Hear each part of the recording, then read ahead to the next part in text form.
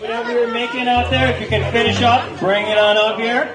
What children had to do, cut some shapes out of cardboard, and afterwards they would put these pieces together, and they would use aluminum foil in order to attach to them, so they would soon be programmed into Scratch. I was more of the guy, like the instructor, who would walk around and help those kids with whatever they needed. It was a great example of what really meaningful community engagement looks like, having young people and adults working together. At the beginning, it's just the limitations of cardboard, but then once you make something, like you can take it and make it a lot more interesting. And I like the ability to choose what I did with my time and energy. I helped a kid named Jeremiah build an alien dog. I cut the cardboard for him, and then he had some questions about other stuff, and then I just ended up helping him. Inside this window, you can see... Well, as an MC, I just had this microphone, just walking around with it. Whoa! And I'm on that seat, just talking about what I see. It was the best part when seeing them make these things that I wouldn't have imagined be possible.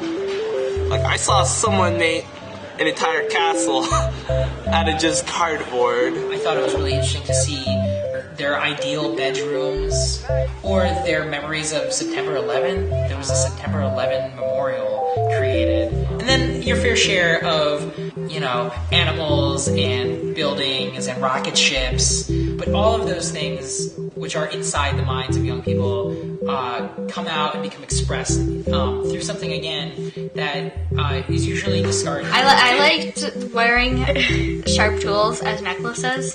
That was fun. Well, I felt like, because all of the sites are very different from each other, so it could reach a wider variety of people. I felt responsible, and also I liked cutting the cardboard. Well, I've worked with lots of organizations across Chicago to help put together community learning events, and we've been fortunate to have the Cardboard Switching Challenge, and I think all of them. You can walk into a maker party and see many computers unattended, and then see the tangible things swarming with kids, with adults. I've seen everything from just kids who are jazzed about being able to cut out cardboard, which in and of itself is creativity. You're taking something you're seeing in your head, you're reproducing in cardboard, to kids who can call me over and say, look, this cat meows when I press this button. There were more kids than I expected, and I agree with Ella that it gave it a sort of momentum or excitement. I saw a lot of kids coming that knew each other, working together, and even some who didn't. It was great for me as a parent to watch them given specific responsibilities, and then also being able to enjoy it just as kids making as well.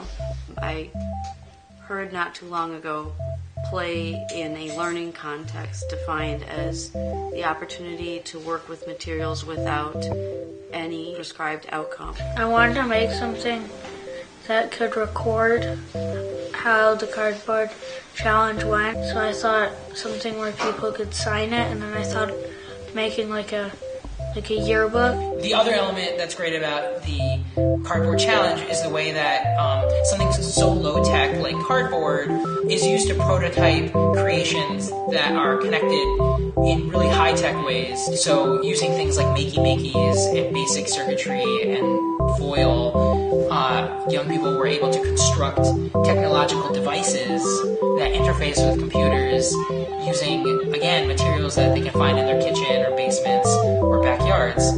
By prototyping, you get a chance to quickly bring something to life. You get a chance to discover that your imagination has value.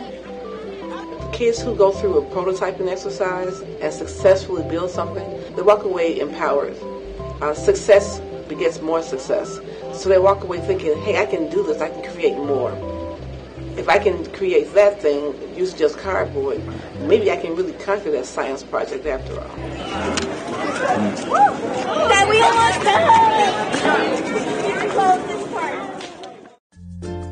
We've done what we call cardboard switching at over a dozen places. Kids tape on simple wires and build a simple computer program for that cardboard to do things.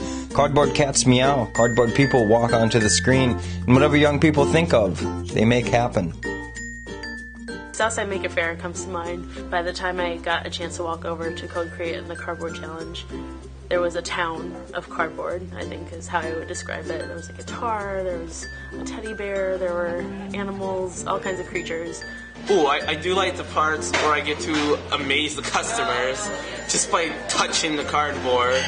I made a flute out of duct tape, cardboard, and aluminum foil with 5 notes.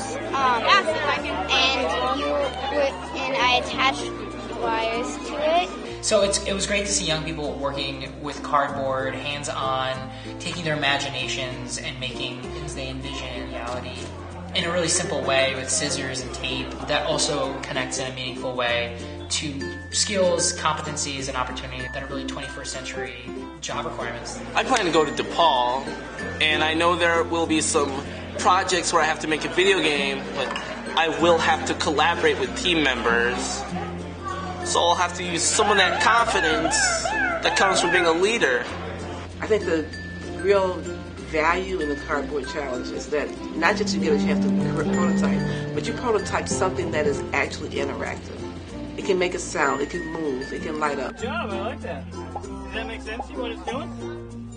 Oh, you're making a circle. That really brings the young people in. It allows an opening for everyone to try and get digital if they want to, but it doesn't force it upon you. When we talk about transforming the learning landscape, we talk about creating one that is connected, where learning counts anytime, anywhere it happens, and where youth are encouraged to explore, create, and share in their learning. And I think the Cardboard Challenge is a great example of that opportunity to sort of explore, create, and share.